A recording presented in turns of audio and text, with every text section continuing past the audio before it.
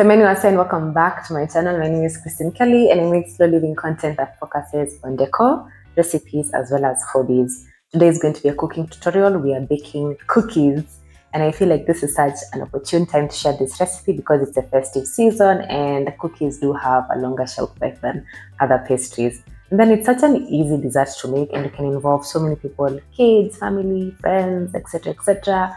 And because this is a base recipe, it means you can come up with different variations and you can decorate it to fit the season or the mood, or sometimes even a midnight snack. If you want the written version of this recipe, you can find it on my website. I know my newsletter subscribers got their hands first on this recipe, so if you're interested in getting exclusive content, subscribe to my newsletter. Otherwise, give me a thumbs up if you find this recipe useful and subscribe to my channel so that you can support. Anyways, let me stop yapping and let's concentrate on the ingredients in front of me. Then we'll talk about methodology and then you're going to see the results.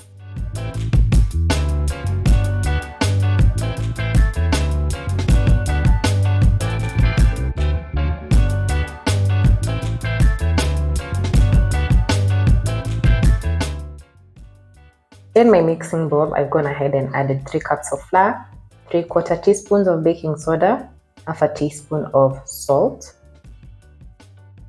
For our sweeteners and flavorings, we have 3/4 cups of molasses mix, and then we have 2 teaspoons of ginger mixed with 2 teaspoons of cinnamon, half a cup of unsweetened cocoa powder, and 2 teaspoons of vanilla essence powder.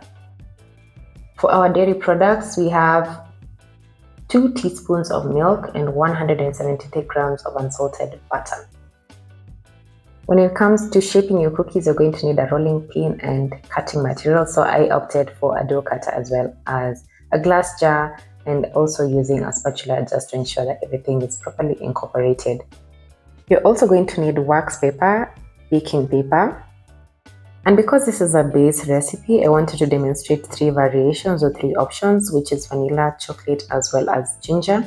And for that purpose, I'm going to need to divide the dough into 3 equal parts. That's why I have the containers as well as the weighing scale. In my mixing bowl, I already have the flour, the baking soda, as well as the salt. I've thoroughly given it a good whisk so everything is incorporated. Now we're going to add our butter in chunks.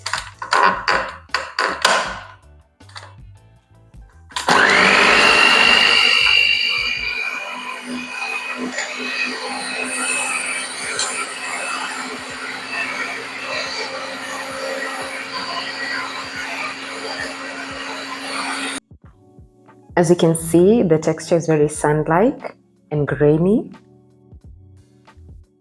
And then we're going to add our milk, just 2 tablespoons is enough.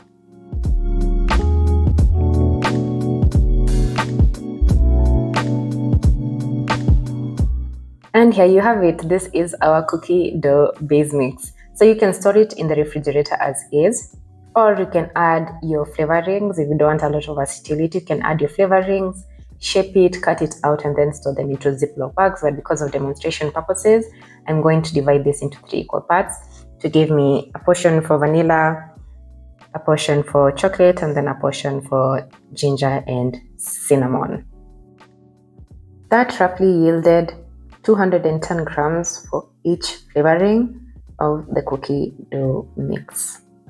Now here comes the fun part, which is rolling out the dough. To make sure that the dough doesn't stick or is difficult to work with, we're going to be using wax paper. So with wax paper, you need 2 sheets for each flavor, and then we're going to roll it out and put it into the fridge so that it can harden. Now once it's hardened, that's when now we can do the cutouts.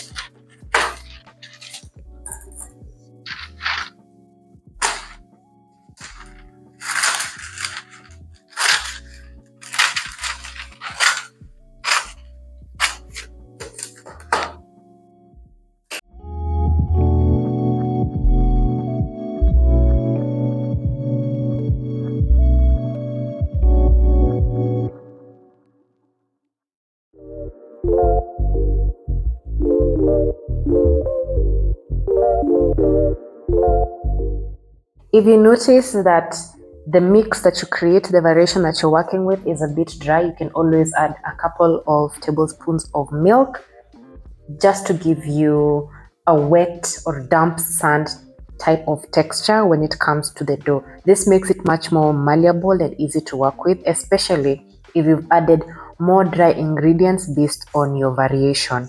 So something that will be able to hold its shape, but don't make it too wet, because remember it has butter. When this melts in the oven, it's going to be too runny, and then you're going to have really wet type of cookies. I don't know how to explain it. Almost cakey, fudge-like taste or fudge-like texture, and that's not really conducive when you're trying to make the cutouts. Once rolled out, this is how it's going to appear, and then you fold it in and put it into the fridge. That's going to stay in the fridge for roughly 20 to 30 minutes, give or take, until it hardens, and then we can start cutting out our shapes.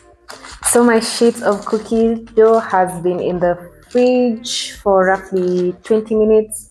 Now it's time we start shaping them and cutting them out. They're hard enough,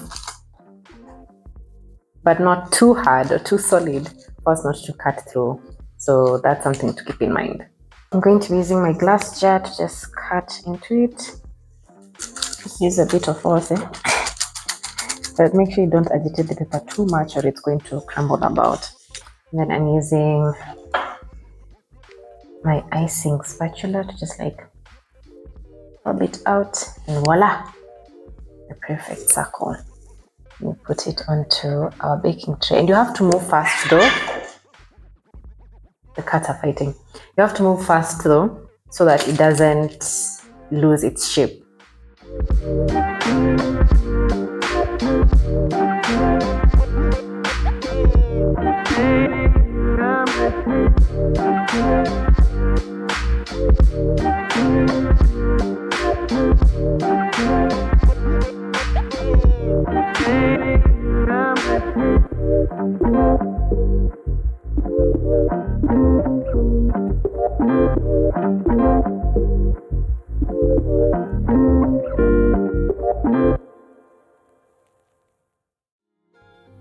Welcome back, and this is our result.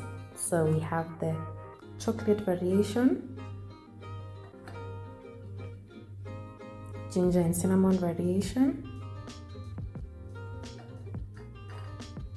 the vanilla variation.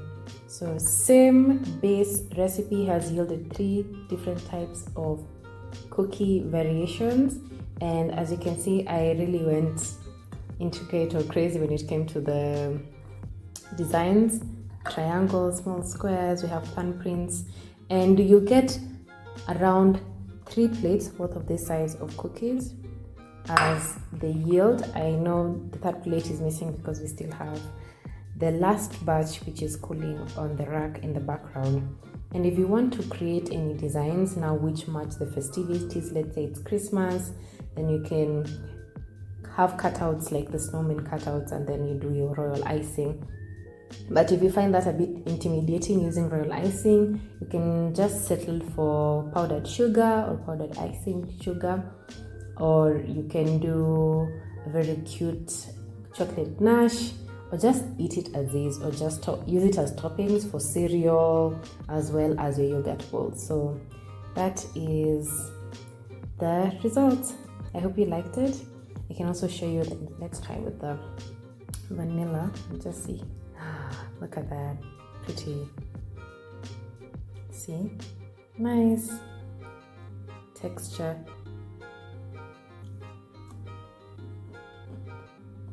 And it's just amazing, the taste. Yes. This is really good.